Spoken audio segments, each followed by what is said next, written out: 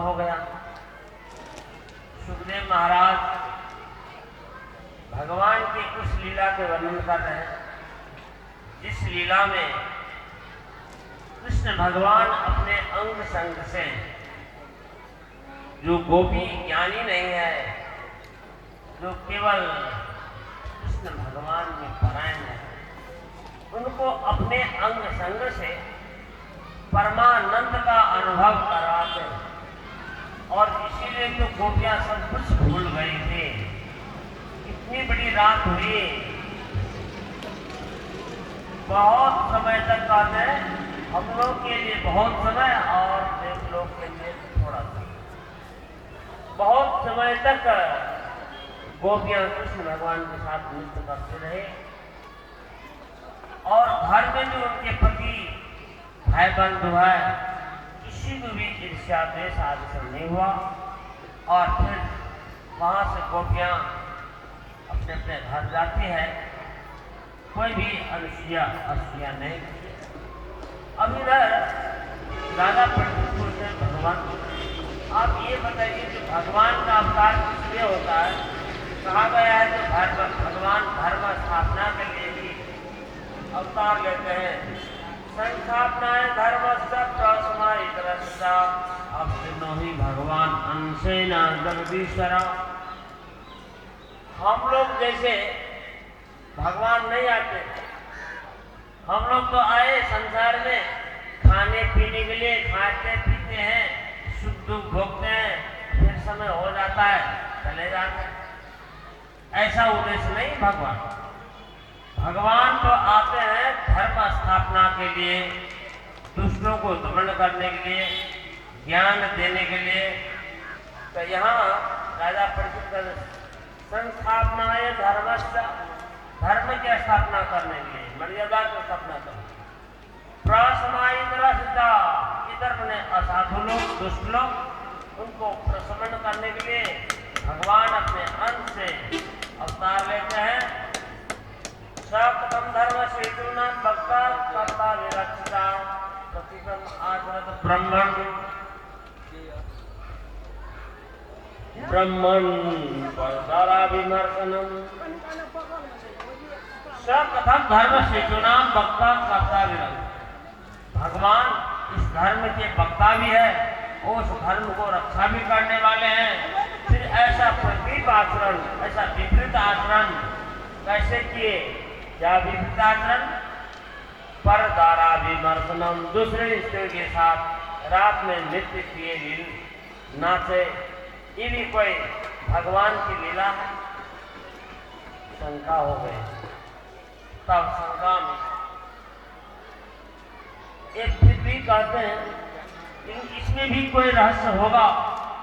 ऐसा क्योंकि बिना कारण से कार्य नहीं करते हैं। आप कामो यदि कृतमान व युषितम किम अभिप्राय एकदम न संशय सुप्रता। आपका भगवान अपने आप में परिपूर्ण, अपने आप में रमण करने वाले भगवान ऐसे दुखित, ऐसे निंदित कर्म कैसे किए? इसमें क्या अभिप्राय है? बिना अभिप्राय से ऐसे कोई कर्म नहीं करते हैं। इसमें क्या अभिप्राय है? इसमें मुझे संशय हो रहा है और आप इस संशय को दूर कीजिए। जब राजा परीक्षित ने इस प्रकार प्रश्न किया, सुखदेव महाराज कहते हैं कि हे राजन, देखो धर्म का विचित्रमण कोई करते हैं, उसके लिए अपवाद नियम है। धर्म की मर्यादा में रहना ठीक है, लेकिन कहीं कहीं धर्म का भी अतिक्रमण करते हैं। वो कौन करते हैं? जो समर्थ व्यक्ति, जो समर्थ पुरुष है। किसी भी वस्तु को अतिक्रमण करना, वो जब क्षमता रखते हैं तो कर सकते हैं। धर्म व्यतिक्रमो दृष्टा शरणम साहसम शिष्यानम न दोषाय बन्ने सर्वदोयता। धर्म का व्यतिक्रमण अतिक्रमण देखा गया है जो ईश्वर लोग है, ईश्वर में समर्थ पुरुष लोग है। जैसे आप सभी को जगा देते, लेकिन उसके दोष से लिपायमान नहीं होता। शंकर भगवान ने तस्मात् जातु मनसा अनिश्वरा। यदि ये भी बात है, जो समर्थ नहीं है वो मन से कल्पना भी न करे और नकल न करे भगवान ऐसे किए। बहुत से लोग कहते हैं शंकर भगवान धोरा पीते थे, तो हम भी पीएंगे तो क्या होगा। सब कृष्ण भगवान तो ऐसे कर देते, हम भी करेंगे तो क्या होगा। ऐसा नहीं, वो समर्थ है, वो पचाने वाले हैं, उनमें कोई विकार नहीं हो सकता। वो कर भी सकते हैं, नहीं भी कर सकते हैं, अन्यथा भी कर सकते हैं। हम उनका नकल नहीं करें, नकल करेंगे तो हम नष्ट हो सकते हैं, हमारा बिगाड़ हो सकता है। इसलिए कहते हैं नए तत्समात् जातु मनसा ईश्वरा विनश्यति आचरणमध्या यथा रूढ़ो द्विजं विषम। भगवान शंकर समुद्र से उत्पन्न हुआ, हलाहल जहर को पी लिए, उनको कुछ नहीं बिगड़ा। इसलिए ईश्वर नाम का दर्शन जो समर्थ पुरुष है उनका वचन ही सत्य, उनका नकल हम नहीं कर सकते। अब आगे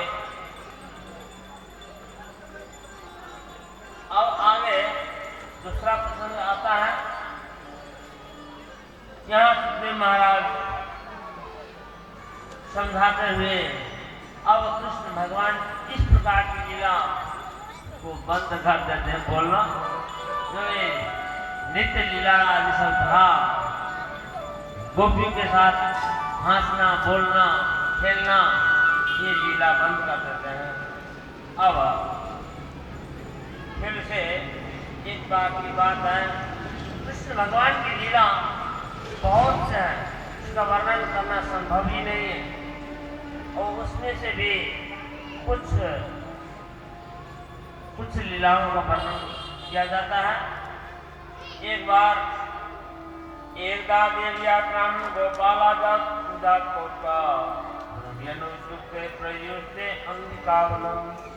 एक बार गोपाल लोग देव यात्रा में, जैसे कहीं देवी देवता रहते हैं, आप लोग जो मेला जाते हैं अभी बैसाख में, देवी देवता का मेला, और वहाँ एक अंबिका माता की जगह था, वहाँ जंगल वन था, वहाँ पर गए थे सब ब्रजवासी सब और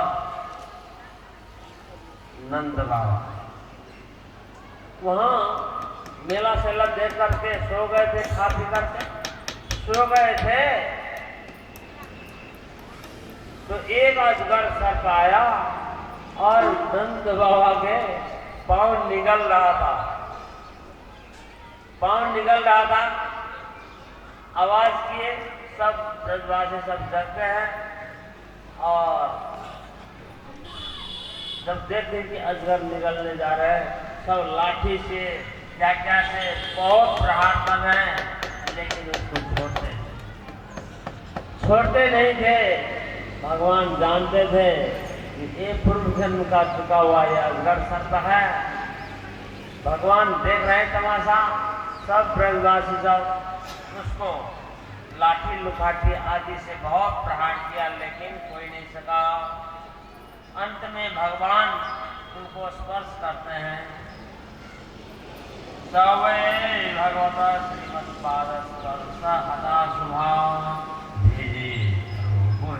रूपम विद्याधराक्षम।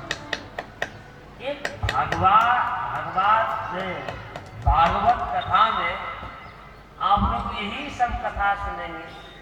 जो कोई पूर्व जन्म के चुका हुआ जो जीव प्राणी है, वो समय समय में भगवान के स्पर्श से वो उद्धार को प्राप्त करते हैं।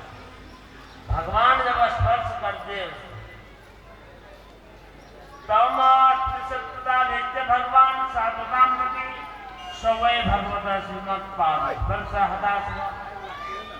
भगवान अपने चरण से, अपने पांव से उस अजगर सर्प में रख, अपने चरण को उस अजगर सर्प में रखते ही वो दिव्य रूप धारण किया।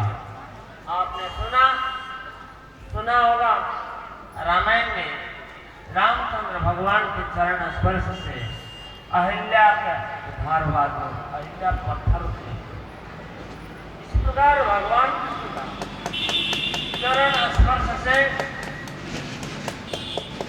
वो विद्याधर दिव्य रूप में प्रकट हुआ और वहां से कहते हैं भगवान पूछते हैं ओ भगवान बढ़िया लक्षणा रोज दर्शना कथम दुष्टाम एताम गति वो प्राप्त होगा। आप इस प्रकार की गति कैसे प्राप्त